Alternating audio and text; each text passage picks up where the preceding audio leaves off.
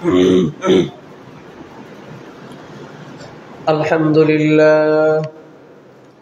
لله نحمده ونستعينه ونستغفره ونؤمن به ونتوكل عليه ونعوذ بالله من شرور أنفسنا ومن سيئات أعمالنا من يهده الله فلا مضل له ومن يضلل فلا هادي له وأشهد أن لا إله إلا الله وحده لا شريك له أرسله بالحق بشيرا ونذيرا وداعيا إلى الله بإذنه وسراجا وقمرا منيرا أما بعد فأعوذ بالله من الشيطان الرجيم بسم الله الرحمن الرحيم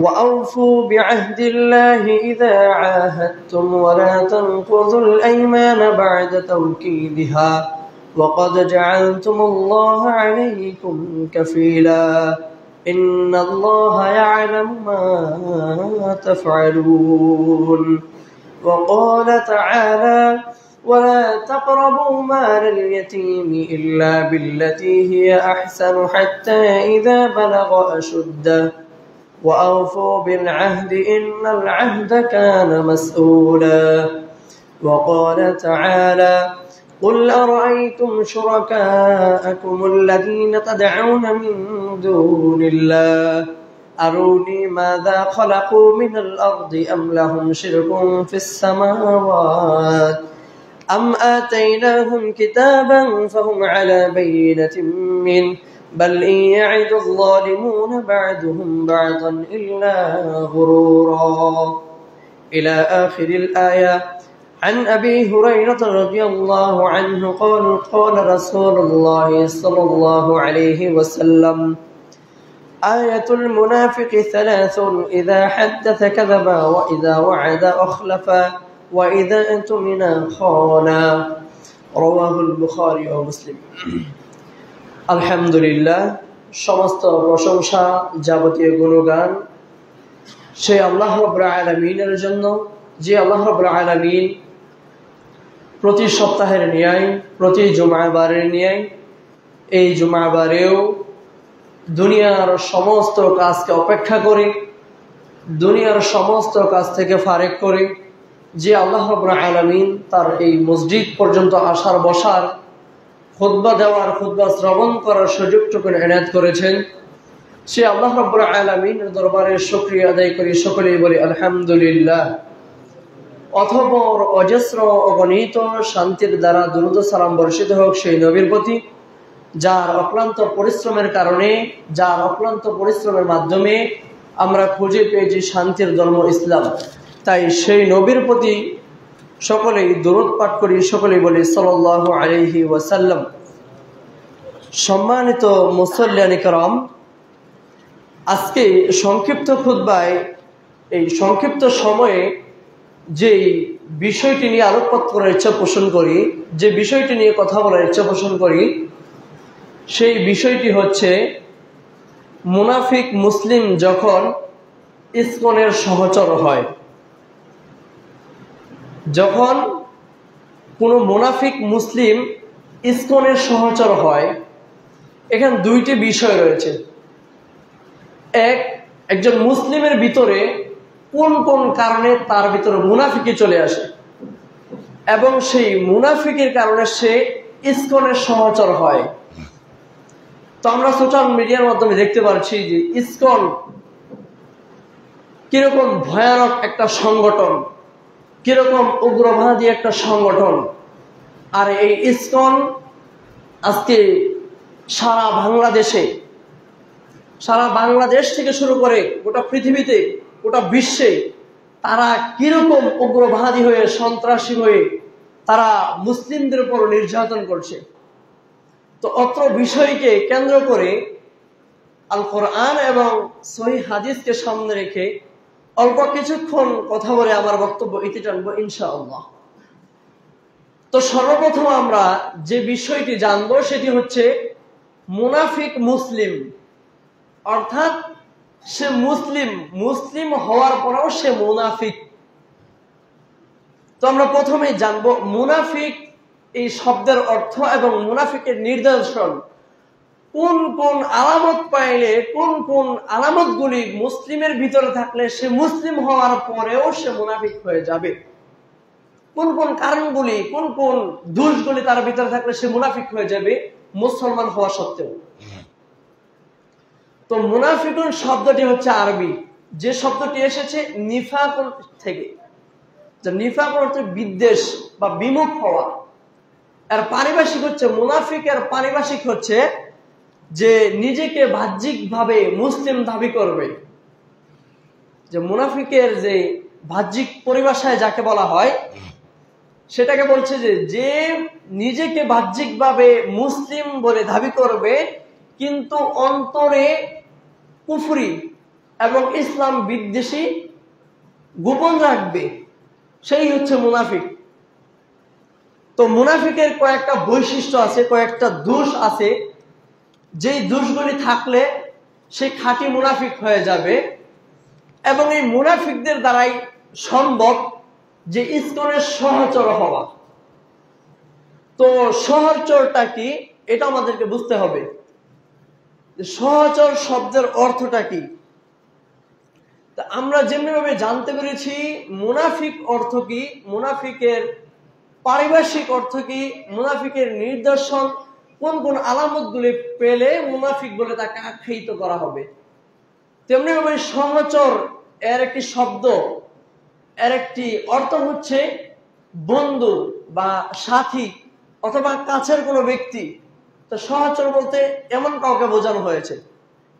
তো আমরা প্রথমেই জানবো যে মুনাফিকের যে নিদর্শন, মুনাফিকের যে আলামত, সেই আলামতগুলি সম্পর্কে। তো মুনাফিক, একজন মুসলিম মুনাফিক হবে কিভাবে, কোন কোন দোষগুলি থাকলে? যে মুনাফিকের আলামত হচ্ছে যে প্রথমত সে আমানতের খেয়ানত করবে। একটা মুনাফিক প্রথমেই সে কি করবে, তার আমানতের খেয়ানত করবে। আল্লাহ নবী সাল্লাল্লাহু আলাইহি সাল্লামের আদর্শের দিকে যদি আমরা লক্ষ্য করি, আল্লাহ নবী সাল্লাল্লাহু আলাইহি সাল্লামের চরিত্রের দিকে যদি আমরা লক্ষ্য করি, আল্লাহ নবী সাল্লাল্লাহু আলাইহি সাল্লামের জীবন বিদ্বেষের জীবনের উপর যদি আমরা লক্ষ্য করি, তাহলে আমরা দেখতে পারবো যে আমানতের খেয়ানত করা কতটা ভয়াবহ এবং আমানতের খেয়ানত করলে কি শাস্তি। আল্লাহ নবী সাল্লাল্লাহু আলাইহি ওয়াসাল্লামকে গোটা আরবের সমস্ত বেদুইন এবং মুশরিক কাফের যত বিধর্মী আছে সকলেই তাকে একটা উপাধি দিয়েছিলেন। সেই উপাধিটা কি? আল আমিন, অর্থাৎ বিশ্বাসী। তো আল্লাহ নবী সাল্লাল্লাহু আলাইহি সাল্লামকে এই বিশ্বাসী বা আল আমিন উপাধিটা কেন দিয়েছিলেন? এই আল আমিন উপাধি দেওয়ার কারণ কি ছিল?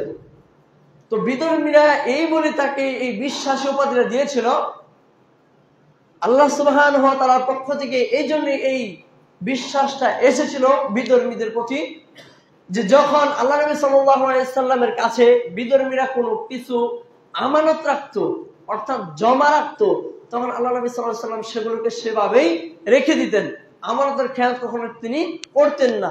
এই জন্য আল্লাহ নবী সাল্লাল্লাহু আলাইহি সাল্লামকে আল আমিন বা বিশ্বাসী উপাধি দেওয়া হয়েছে। কিন্তু আজ সারা বিশ্বের মুসলমানদের দিকে যদি আমরা লক্ষ্য করি, তাহলে আমরা দেখতে পারবো যে মুনাফিক মুসলিম। তো মুসলিম হওয়ার পর সে মুনাফিক হয়ে যাচ্ছে। তার কারণ কি? আজকে যদি আল্লাহ নবী সাল্লাল্লাহু আলাইহি সাল্লামের আদর্শ, আল্লাহ নবী সাল্লাল্লাহু আলাইহি সাল্লামের অনুসরণ অনুকরণ আমাদের ভিতরে থাকতো, তাহলে আমরা মুসলিম হওয়ার পরেও আমাদের ভিতরে মুনাফিক শব্দটা আসতো না। তো আজকে মুসলিমদের ভিতরে মুনাফিকি আছে কিনা নাই লক্ষ্য করুন। আমার আপনার পার্শ্ববর্তী ভাই যদি আমার আপনার কাছে কোনো কিছু আমানত রেখে যায়, তাহলে সে আমানতের খেয়ানত আমরা করে ফেলি। আমার আপনার কাছে 1000 2000 টাকা যদি জমা রেখে যায়, সেইটার আমরা আমানত নষ্ট করে ফেলি, খেয়ানত করে ফেলি, তাহলে আমার আপনার উপর এই বিশ্বাসী শব্দটা কিভাবে আসবে? আর আল্লাহ সুবহানাহু ওয়া তাআলা কুরআনুল কারিমে বলেছেন যে এই মুনাফিকদের শাস্তির কথা, মুনাফিকদের কঠিন আযাবের কথা। আল্লাহ সুবহানাহু ওয়া তাআলা বলেন, ইন্নাল মুনাফিকিনা ফিদ দারকিল আসফালি মিনান নার, যে নিশ্চয়ই মুনাফিকদের বাসস্থান হবে, মুনাফিকদের থাকার জায়গা হবে, মুনাফিকদের বসবাসের স্থান হবে জাহান্নামের সর্বনিম্ন স্তরে। তো যদি আমার আপনার ভিতরে এই আমানতের খেয়ানতটা থেকে থাকে, তাহলে আজকের এই আলোচনাটি শ্রবণ করার পরেই যেন আমি আপনি এই মুনাফিকের আলামতটা থেকে আমরা প্রত্যেকে বের হয়ে আসতে পারি। আল্লাহ রাব্বুল আলামিনের কাছে আমরা আশ্রয় প্রার্থনা করব। আমরা যেন কাল কিয়ামতের ময়দানে জাহান্নামের নিম্ন স্তরে না যাই, আমরা যেন জান্নাতের সর্বস্তরে যাই, আমাদেরকে আল্লাহ রাব্বুল আলামিন স্থান দেন। আমাদের বাসস্থানটা যেন জান্নাতের সর্বস্তরে হয়। আল্লাহ রাব্বুল আলামিন আমাদের প্রত্যেকটা মুসলিমদের জন্য সহজ করে দিন, আমিন। সম্মানিত মুসল্লিয়ানে কেরাম, যে মুনাফিক মুসলিমদের আরেকটি বৈশিষ্ট্য হচ্ছে তারা কথায় কথায় মিথ্যা বলবে। মুনাফিক মুসলিমদের ভিতরে হচ্ছে আরেকটি বৈশিষ্ট্য, আরেকটি দোষ হচ্ছে তারা কথায় কথায় মিথ্যা বলবে। সবসময় মনে রাখবেন, একটা মিথ্যাকে চাপা দিয়ে ঢেকে রাখার জন্য আরো 70টা 100টা মিথ্যা কথার প্রয়োজন হয়।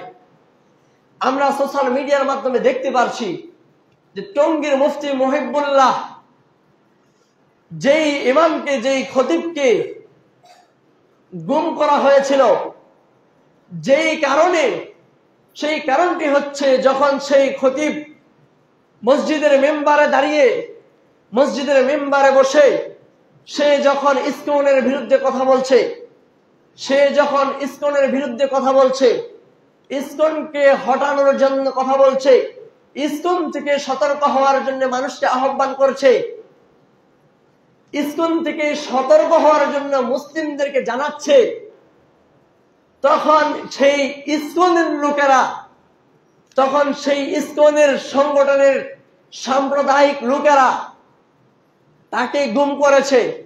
কতটা সত্যি আল্লাহু আ'লাম, আল্লাহই ভালো জানেন। তবে এই ইমামই যখন আবার মুখ খুললেন, তার এই মুখের কথা থেকেই বোঝা যায় সে মুসলিম হওয়ার পরেও তার ভিতরে মুনাফিকি রয়েছে।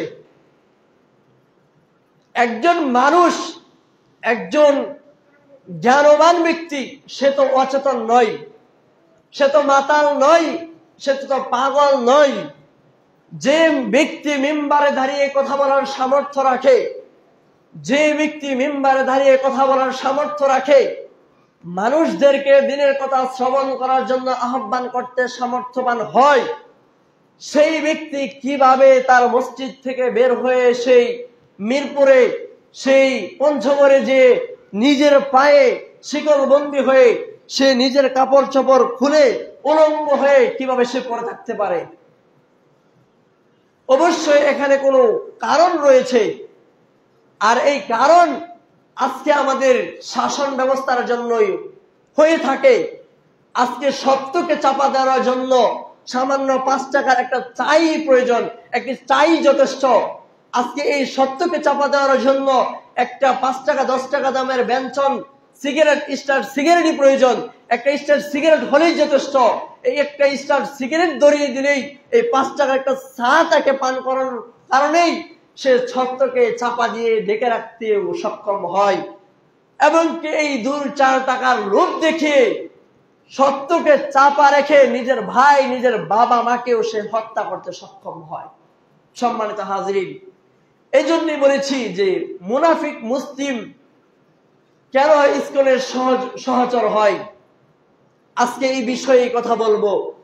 আজকে যে ব্যক্তি মুখ খুলে বলেছিলেন যা আমাকে ইসকনের লোকেরা ধরে নিয়ে গিয়েছে, আমি তাদেরকে চিনতে পারিনি, তারা এই দেশের কিনা তাও আমি বুঝতে পারিনি, আর সেই ব্যক্তি আজকে সত্য যখন বের হয়ে আসছিল, যখন সত্য বের হয়ে আসছিল, তখন সে মুখ খুলে দিলেন যে সে নিজেই হেঁটে হেঁটে গিয়েছেন এবং সে নিজেই শিকলবন্দি হয়েছেন, সে নিজেই তালাবন্দি হয়েছেন। সম্মানিত হাজির, এগুলো সব সম্পূর্ণ ভুল তথ্য, সম্পূর্ণ ভুল। সম্মানিত হাজির, আসুন আমরা এই নিজেকে মুসলিম বলে আখ্যায়িত করার পরেও আমাদের ভিতরে জানি এই মুসলিম মুনাফিকের আলামতগুলো না চলে আসে।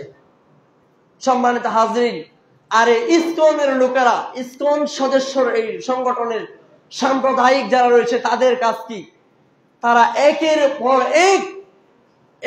পর এক মুসলিমদের প্রতি নির্যাতন নিপীড়ন করছে।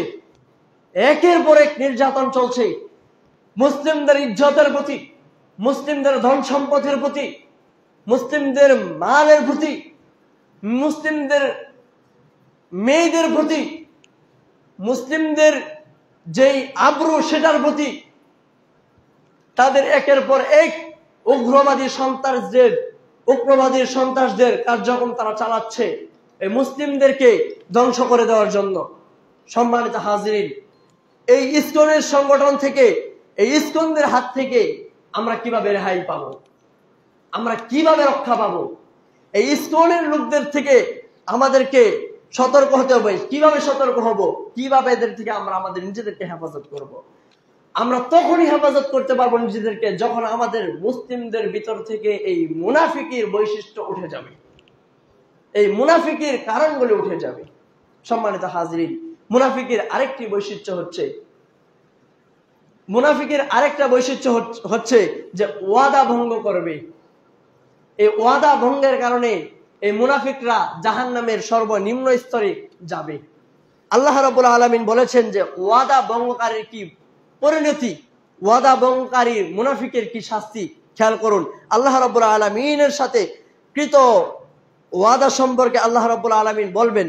আল্লাহ রাব্বুল আলামিন বলেছেন যে ইয়া আইয়ুহাল্লাযীনা আমানু আউফু বিল উকুদ, যে হে ঈমানদারগণেরা, হে বিশ্বাসীরা, তোমরা তোমাদের অঙ্গীকার সমূহ পূর্ণ করো। তোমরা যেই ওয়াদাবদ্ধ হয়েছে সেই ওয়াদাগুলি পূর্ণ করো।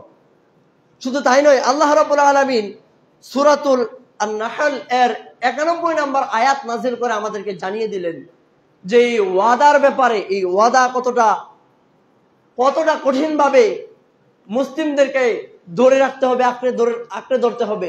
সে ব্যাপারে আল্লাহ রাব্বুল আলামিন বলেছেন যে ওয়াউফু বিআহদিল্লাহি ইযা আহাদতুম ওয়ালা তানকুদুল আইমানা বা'দা তাওকীদিহা ওয়াকাদ জাআলতুমুল্লাহা আলাইকুম কাফীলা ইন্নাল্লাহা ইয়া'লামু মা তাফআলুন। আল্লাহ রাব্বুল আলামিন বলেছেন যে আর যখন তোমরা ওয়াদা করবে, যখন তোমরা অঙ্গীকার করবে, আর সেই অঙ্গীকারটা যখন রবকে নিয়ে করবে, রবের নাম নিয়ে করবে, তখন তোমরা সেই ওয়াদাটা পরিপূর্ণভাবে পূর্ণ করবে। তখন সেই ওয়াদাটা তোমরা পরিপূর্ণভাবে পূর্ণ করবে। আল্লাহ রাব্বুল আলামিন আমাদের উপর 5 ওয়াক্ত সালাত ফরজ করেছেন। এটা আমরা প্রত্যেকটা মুসলিম জানি, কিন্তু জানার পরেও আমরা এই সালাতে আসি না। এর মধ্যে 2 ওয়াক্ত সালাত হচ্ছে এই মুনাফিকদের জন্য ভারী হয়ে যায়, মানে ওজন হয়ে যায়, তাদের জন্য কষ্টদায়ক হয়ে যায়। দেখেন মুনাফিকের এই বৈশিষ্ট্য, মুনাফিকের এই দোষগুলি মুসলমানদের ভিতরে আছে কি নাই? কোন 2 ওয়াক্ত সালাত মুনাফিকদের জন্য ভারী হয়ে যায়? যে আল্লাহ রাব্বুল আলামিন বলেছেন, আল্লাহ নবী সাল্লাল্লাহু আলাইহি সাল্লাম বলেছেন যে কোনো ব্যক্তি যদি 5 ওয়াক্ত সালাত জামাতের সাথে আদায় করবে, অর্থাৎ দিনের শেষের ওয়াক্ত যখন এশারের সালাত জামাতের সাথে আদায় করবে, সে যেন অর্ধরাত্রি ইবাদত করলো। সুবহানাল্লাহ।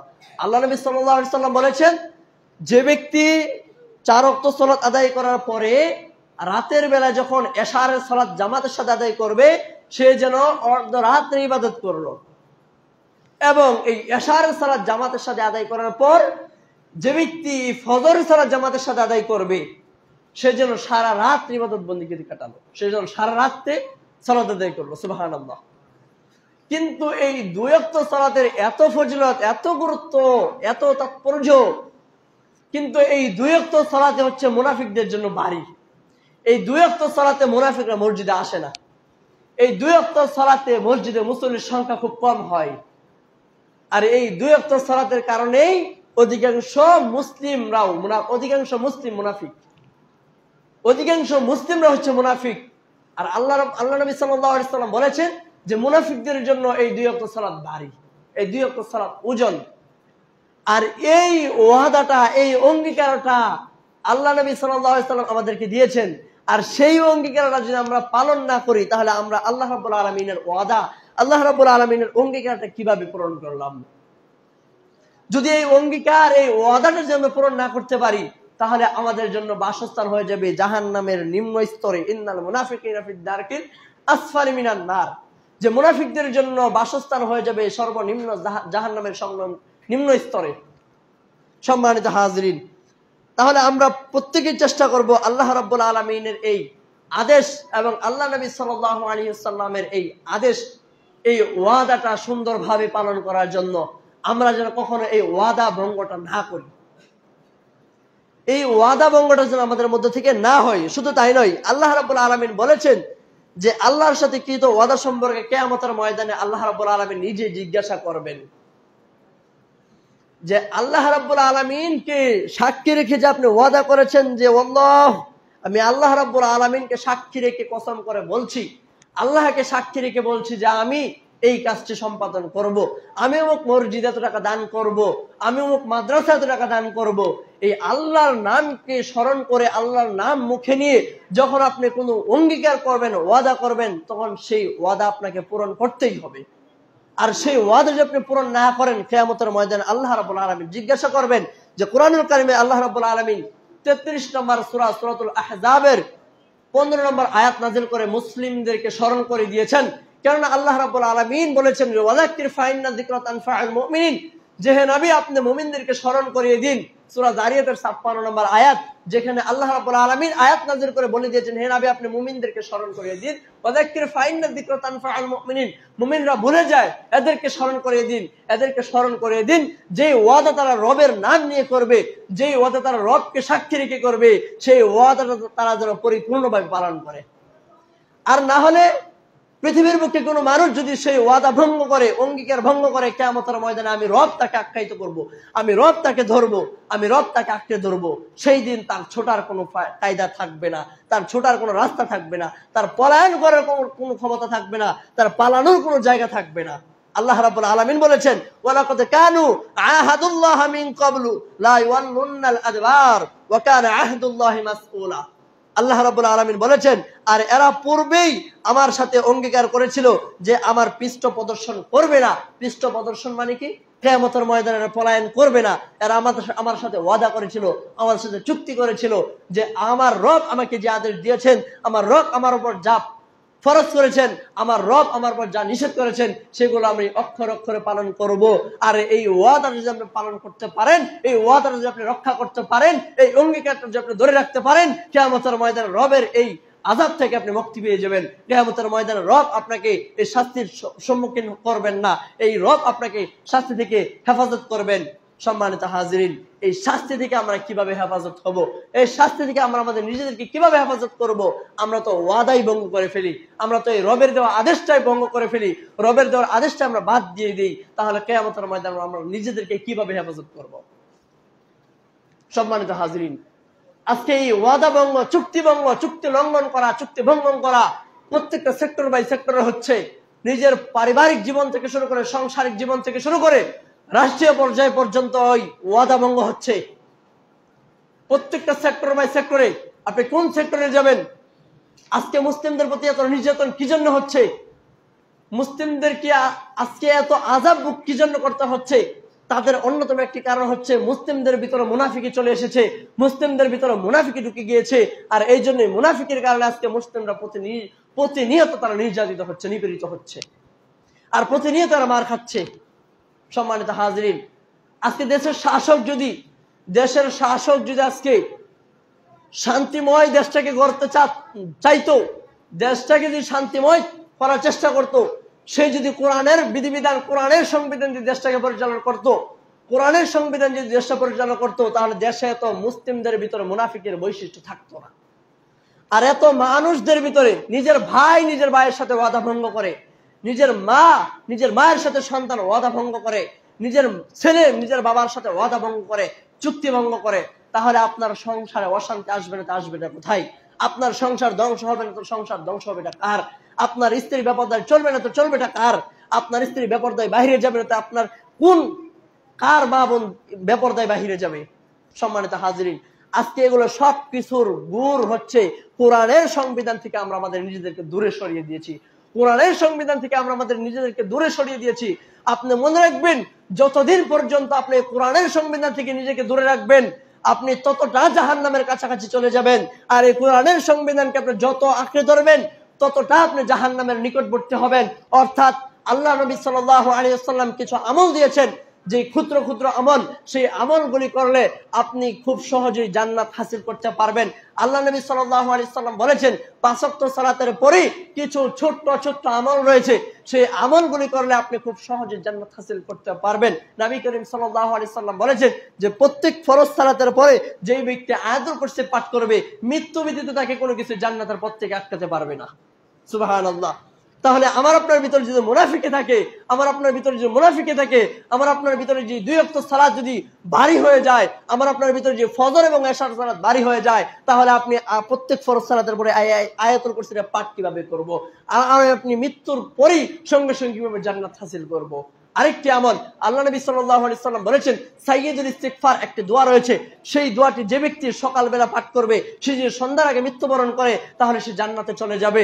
জান্নাতে যাওয়ার সহজ রাস্তা আল্লাহ নবী সাল্লাল্লাহু আলাইহি ওয়াসাল্লাম দেখিয়ে দিয়েছেন। আল্লাহ রাব্বুল আলামিনের নিদর্শন আমাদেরকে দেখিয়ে দিয়েছেন কিভাবে আপনি জান্নাত হাসিল করবেন। কিন্তু আমার আপনার ভিতরে এই মুনাফিকের বৈশিষ্ট্য থাকার কারণে, মুনাফিকের দোষগুলি থাকার কারণে, আমার আপনার ভিতরে এই 2 ওয়াক্ত সালাত ভারী হয়ে যাওয়ার কারণে আজকে আমি আপনি প্রত্যেকটা মানুষ, প্রত্যেকটা মুসলিম এই ছোট্ট ছোট্ট ক্ষুদ্র ক্ষুদ্র আমলের মাধ্যমে যে জান্নাত হাসিল করতে পারতাম, সেই আমলগুলি থেকে আমরা মাহরুম হচ্ছি। সম্মানিত হাজরিন, এই আমলগুলি যদি আমি আপনি করতে পারি, তাহলে আমার আপনার ভিতর থেকে মুনাফিকের বৈশিষ্ট্যটা উঠে যাবে এবং আমি আপনি খুব সহজেই জান্নাত হাসিল করতে পারবো। সম্মানিত হাজরিন, এই ওয়াদা ভঙ্গ করার ব্যাপারে, এই ওয়াদাকে ধরে রাখার জন্য আল্লাহ রাব্বুল আলামিন আর কত আয়াত নাযিল করেছেন দেখেন। এই ওয়াদা যে চুক্তি ভঙ্গন করবে সে হচ্ছে খাঁটি মুনাফিক, এই ওয়াদা যে ভঙ্গ করবে সে হচ্ছে খাঁটি মুনাফিক, আর তার জন্যই জাহান্নামের সর্বনিম্ন স্তর, জাহান্নামের সর্বনিম্ন স্তরে বাসস্থান তার জন্য অপেক্ষা করছে। আর মুমিনদের বৈশিষ্ট্য হচ্ছে তারা কখনো ওয়াদা ভঙ্গ করবে না। যারা মুমিন, যারা মুসলিম, যারা নিজেকে মুমিন বলে পরিচয় দেয়, তারা কখনো ওয়াদা ভঙ্গ করবে না। এটা হচ্ছে মুমিনের বৈশিষ্ট্য। আল্লাহ রাব্বুল আলামিন বলেছেন, ওয়াল্লাযীনা হুম লিআমানাতিহিম ওয়া আহদিহিম রাউন, আর যারা নিজেদেরকে আমানত সমূহ এবং অঙ্গীকারে যত্নবান হয়, তারাই হচ্ছে খাঁটি মুমিন, তারাই হচ্ছে মুমিন। আর মুমিনের বৈশিষ্ট্য হচ্ছে তারা কখনো ওয়াদা ভঙ্গ করবে না, তারা কখনো আমানতের খেয়ানত করবে না, তারা কখনো চুক্তি ভঙ্গ করবে না। তাদের কাছে মানুষ যেই আমানত রাখবে সেটা তারা চুপচাপ রেখে দিবে, তারা কখনো আমানত ভঙ্গ করবে না। আর এটাই হচ্ছে মুমিনের বৈশিষ্ট্য, আর এটাই হচ্ছে মুমিনের কাজ, আর এটাই হচ্ছে মুমিনের আমল। আর এই আমলের কারণে কিয়ামতের ময়দানে মুমিন পেয়ে যাবে জান্নাত, আর মুনাফিক হয়ে যাবে জাহান্নামের নিম্ন স্তরের বাসস্থানের অধিবাসী। সম্মানিত হাজরিন, তাহলে আসুন আল্লাহ রাব্বুল আলামিনের কাছে আমরা প্রিয় বান্দা হয়ে যাই। শুধু তাই নয়, জালেমরা প্রতারণামূলক ওয়াদা দিয়ে থাকে। এই যারা এই ওয়াদা ভঙ্গ করে তারা হচ্ছে জালেম। তারা কি? জালেম। দেখুন, দেশের সম্পদ দেশের মানুষ ভোগ করবে, দেশের রাষ্ট্রীয় কাজের রাষ্ট্রের দায়িত্ব হচ্ছে দেশের সম্পদ ধরে রাখার। আর সেই দেশের সম্পদ আপনি নিজেকে মুসলিম বলে দাবি করে, নিজেকে মুসলিম বলে আখ্যায়িত করে, নিজেকে মুসলিম বলে পরিচয় করে আপনি সেই মুদির কাছে সেই দেশের সম্পদ লুটপাট করছেন, দেশের সম্পদ তার কাছে বিক্রি করছেন, তাহলে আপনি মুসলিম কিভাবে হলেন? আপনি তো খাঁটি মুনাফিক। আর আপনার জন্য সেই জাহান্নামের সর্বনিম্ন স্তর সেটা অপেক্ষা করেছে। আপনি মৃত্যুবরণ করেন, সাথে সাথে আপনি সেখানে চলে যাবেন। আল্লাহ রাব্বুল আলামিন বলেছেন, ওয়াকুল আরাআইতুম শুরাকাকুমুল্লাযিনা তাদউনা মিন দুনিল্লাহ, হে নবী আপনি মুমিনদেরকে জানিয়ে দিন, হে নবী আপনি বলুন, তোমরা আল্লাহর পরিবর্তে যাদেরকে ডাকো সেই শরীকদের কথা ভেবে দেখেছো কি? আরুনি মাযা খালাকু মিনাল আরদ, আরুনি তোমরা কি তাকে দেখেছো? আমাকে দেখেছো? আরুনি আমাকে দেখেছো? আরুনি আমাকে দেখাও যে মাযা খালাকু মিনাল আরদ, তারা জমিনের মধ্যে কি সৃষ্টি করেছে, তারা জমিনের মধ্যে কি সৃষ্টি করেছে তুমি দেখাও। আজকে গায়রুল্লাহদেরকে মানুষ ডাকে, সেই গায়রুল্লাহকে পরিত্যাগ করে যে ব্যক্তি রবকে ডাকবে সেই রবকে পাবে। এবং যারা গায়রুল্লাহকে ডাকে তাদেরকে আল্লাহ রাব্বুল আলামিন লক্ষ্য করে বলেছেন, আরুনি মাযা খালাকু মিনাল আরদ, আরুনি আমাকে দেখাও মাযা খালাকু মিনাল আরদ, তারা জমিনে কি সৃষ্টি করেছে, তাদের জমিনে কি আছে। আমলাম শিরকুম ফিস সামাওয়াত, এবং তারা জমিনের মধ্যে কিছু সৃষ্টি করেছে, তাদের কিছু আছে? কিছু নেই। সম্মানিত হাজিরিন, শুধু তাই না, আল্লাহ রাব্বুল আলামিন আরো বলেন, আম্মা আতাইনাহুম কিতাবান ফাহুম আলা বাইনাতিম মিন, অথবা আসমান সমূহের মধ্যে তাদেরকে কোনো কিছু নিদর্শন, কোনো কিছু আলামত আছে যেগুলো কোনো গায়রুল্লাহ সৃষ্টি করেছেন, অথচ আমরা মুসলিম হয়ে সেই গায়রুল্লাহকে সেই গায়রুল্লাহর কাছে যে মাথা নত করছি, সেই গায়রুল্লাহর কাছে যে আমরা চাচ্ছি। অর্থাৎ মুনাফিকের এই দোষটা আপনার ভিতরে চলে এসেছে। আল্লাহ রাব্বুল আলামিন আরো বলেছেন, বাল ইন ইয়াইদু যালিমুনা বা'দান ইল্লা গুরুরা, অথবা আমি কি তাদেরকে কোনো কিতাব দিয়েছি যে কিতাবের মাধ্যমে তারা পেয়েছে যে গায়রুল্লাহকে সিজদা করতে হবে? আমি কি তাদেরকে এমন কোনো কিতাব দিয়েছি, এমন কোনো গ্রন্থ দিয়েছি যে গ্রন্থ তারা মানুষদেরকে শোনানোর পরে সেই গ্রন্থের অনুকরণ করে সেই গ্রন্থকে মানতে গিয়ে, সেই বিধানকে মানতে গিয়ে তারা নারীরা, মহিলারা তাদের কাছে গিয়ে সন্তান চায়, তাদের কাছে গিয়ে রিজিক চায়? আমি তাদের কাছে এমন কোনো গ্রন্থ দিয়েছি? শুধু তাই নয়, আল্লাহ রাব্বুল আলামিন আরো বলেন, বাল ইন ইয়াইদু যালিমুনা বা'দুহুম ইল্লা বা'দান গুরুরা, বরং জালিমরা একে অপরকে কেবল প্রতারণামূলক ওয়াদাই দিয়ে থাকে। যারা জালিম তারা আপনাকে প্রতারণামূলক ওয়াদা দিয়ে থাকবে, তারা আপনাকে নির্যাতন করবে, তারা আপনার ওয়াদা ভঙ্গ করবে। শুধু তাই নয়, ওয়াদা ভঙ্গকারী পরিণতি সম্পর্কে আল্লাহ নবী সাল্লাল্লাহু আলাইহি সাল্লাম বলেছেন যে আমি 4টা বৈশিষ্ট্য বলেছি যে মুনাফিকদের, এই 4টা বৈশিষ্ট্য যাদের ভিতরে থাকবে তারা হচ্ছে খাঁটি মুনাফিক। তার মধ্যে 1 নম্বর হচ্ছে আমার দ্বারা খেয়ানত করবে, চুক্তি ভঙ্গ করবে, কথায় কথায় মিথ্যা বলবে। 4th নম্বর যেই ওয়াদা সেটি হচ্ছে কি, যখন সে ঝগড়া করবে, ঝগড়ায় সে অশ্লীল কথা বলবে, খারাপ কথা বলবে। আর আল্লাহ নবী সাল্লাল্লাহু আলাইহি সাল্লাম এই অত্র হাদিসে 3টি বৈশিষ্ট্যের কথা উল্লেখ করেছেন, যেখানে নবী সাল্লাল্লাহু আলাইহি সাল্লাম বলেছেন আয়াতুল মুনাফিকি সালাসুন, মুনাফিকের বৈশিষ্ট্য 3টি, কোন কোন বর্ণনায় দেখা যায় 4টি, আরো বর্ণনা আরো থাকতেও পারে, আল্লাহু আ'লাম। শুধু তাই নয়, যেহেতু এই আয়াতে এই হাদিসের মধ্যে 3টি বৈশিষ্ট্যের কথা বলেছে, তা আমরা 3টি বৈশিষ্ট্যের কথা জানবো। সম্মানিত হাজরিন, আয়াতুল মুনাফিকি সালাসুন, যে মুনাফিকদের বৈশিষ্ট্য 3টি, এই 3টি গুরুতর এই বিষয়, 3টি গুরুতর ভয়ানক কাজ যদি মুমিনদের ভিতরে থাকে, মুমিনদের ভিতরে এই 3টি দোষ যদি থাকে, তাহলে সে খাঁটি মুনাফিক এবং সে যাবে জাহান্নামের নিম্ন স্তরে। নবী করিম সাল্লাল্লাহু আলাইহি সাল্লাম বলেছেন, ইদা হাদ্দাসা কাযাবা, যখন সে কথা বলে তখন সে মিথ্যা বলবে, যখন সে কথা বলবে যখন সে মিথ্যা বলবে। সেটা হোক বাবা মা, সেটা হোক ভাই বোন, সেটা হোক পাড়া প্রতিবেশী, যেই হোক না কেন, নিজেকে একটু রক্ষা করার জন্য, একটু শাস্তির আড়াল করার জন্য সে মিথ্যা কথা বলে, সেখান থেকে ছুটে আসে। তাহলে এটা কি মুনাফিক? এটা কি মুনাফিকের বৈশিষ্ট্য নয়? এটা কি মুনাফিকের বৈশিষ্ট্য নয়? এটা তো কোনো মুমিনদের বৈশিষ্ট্য হতে পারে না, এটা কোনো মুসলিমদের বৈশিষ্ট্য হতে পারে না। আল্লাহ রাব্বুল আলামিনের কাছে আমরা দোয়া করব, যদি আমাদের মুসলিমদের ভিতরে এই ইদা হাদ্দাসা কাযাবা এই বৈশিষ্ট্যটি থাকে, এই দোষটি থাকে, তাহলে আমরা যেন সেটি পরিত্যাগ করি।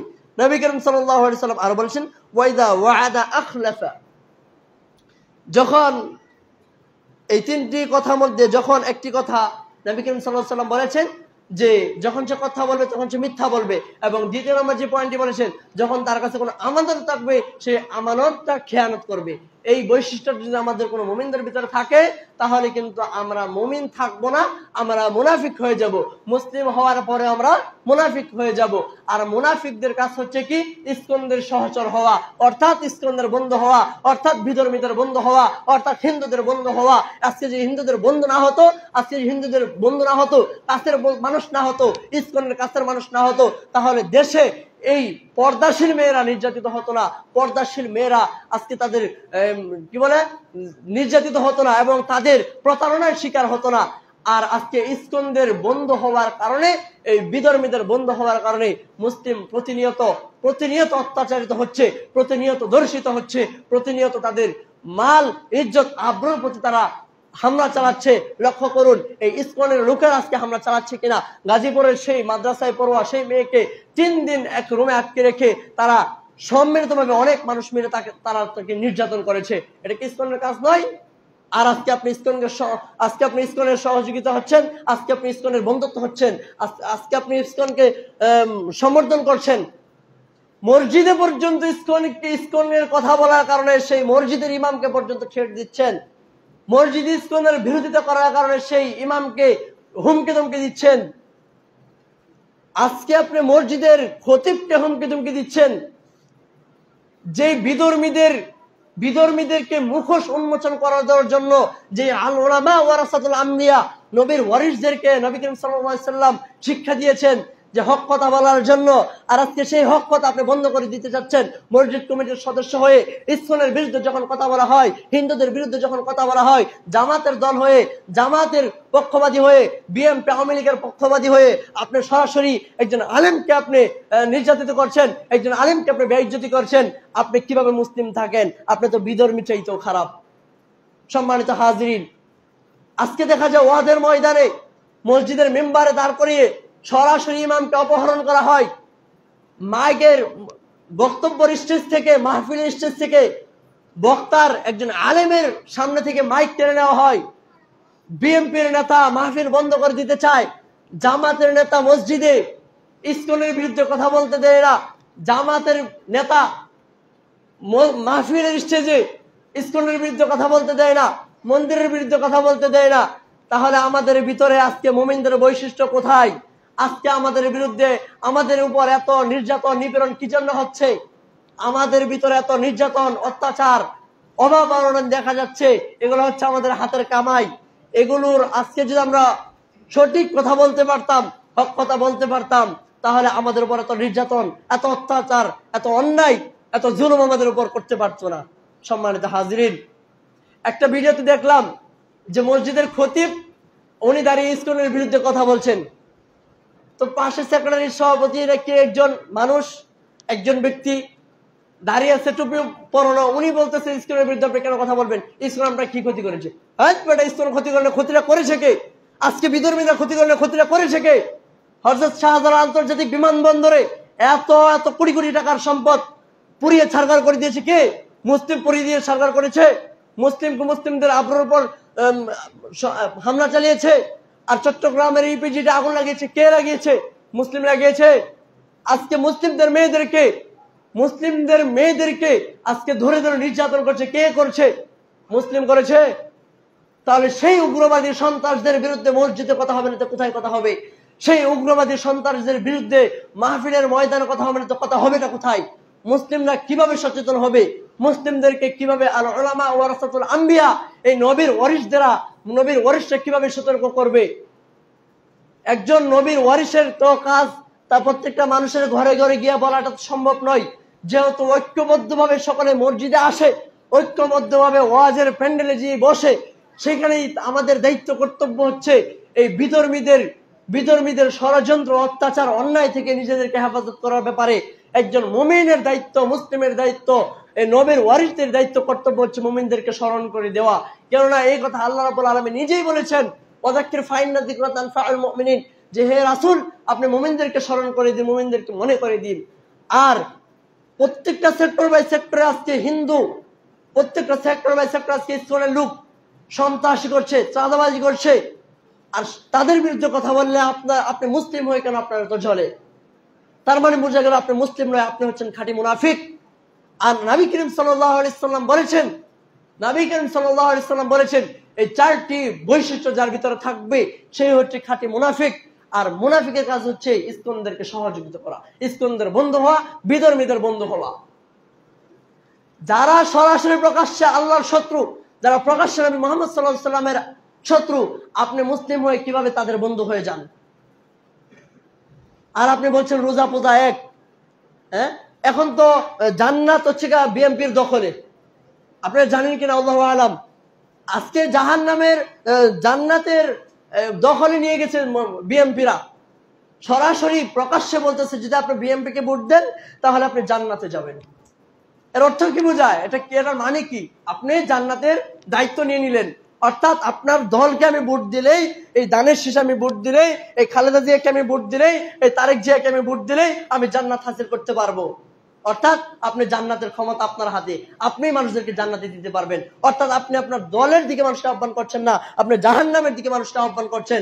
আপনি আপনার দলকে শক্ত করার জন্য আহ্বান করছেন না, আপনি মানুষকে জাহান্নামে নেওয়ার জন্য, দলভুক্ত হয়ে আপনি মানুষদেরকে জাহান্নামে নিয়ে যাওয়ার জন্য সেই চিন্তা চেতনা করছেন। সম্মানিত হাজিরিন, তাহলে এই বৈশিষ্ট্য, এই দোষগুলি যদি আমাদের ভিতর থাকে, তখন আপনি সেই দলে যেই ভোট দিব।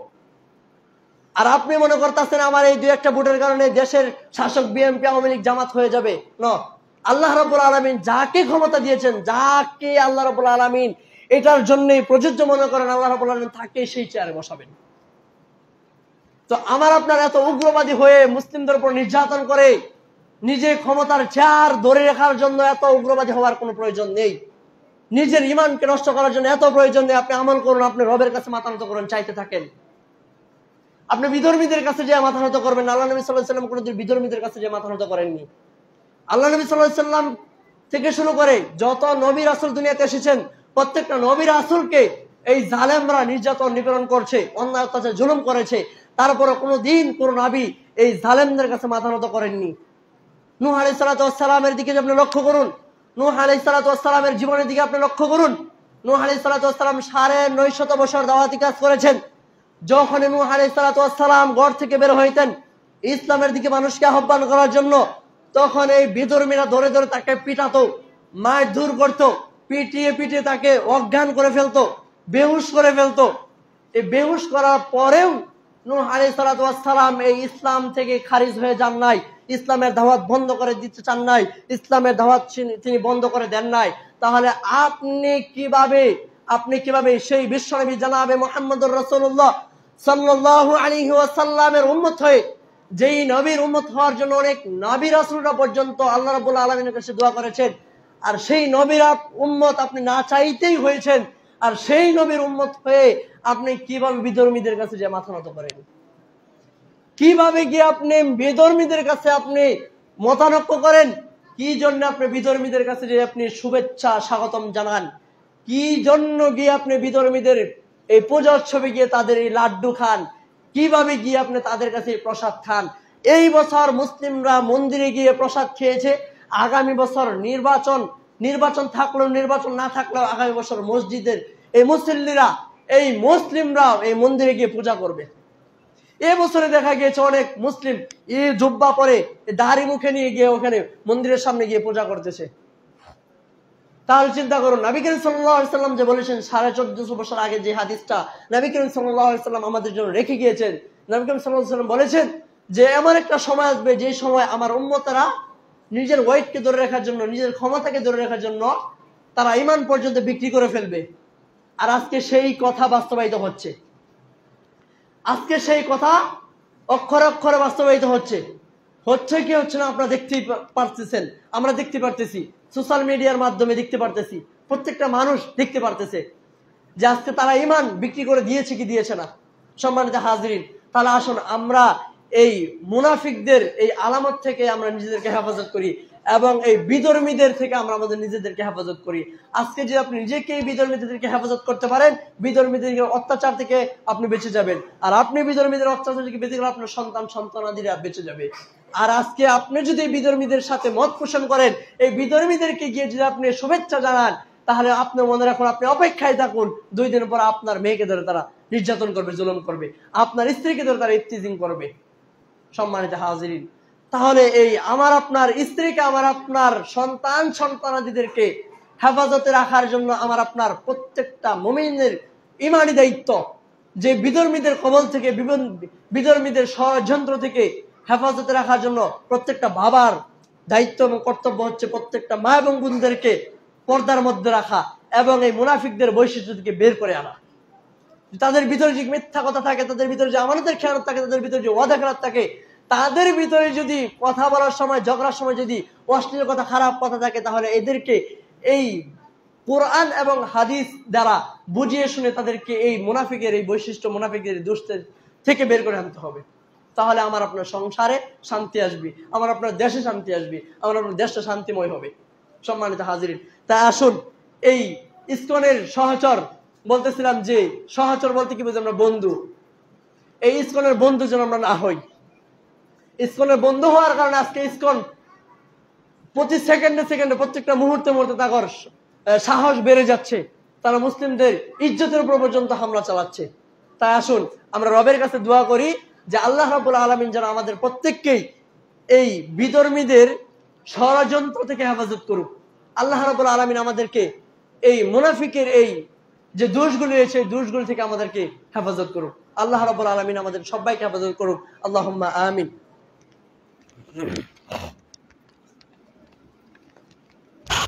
আলহামদুলিল্লাহ ওয়াহদা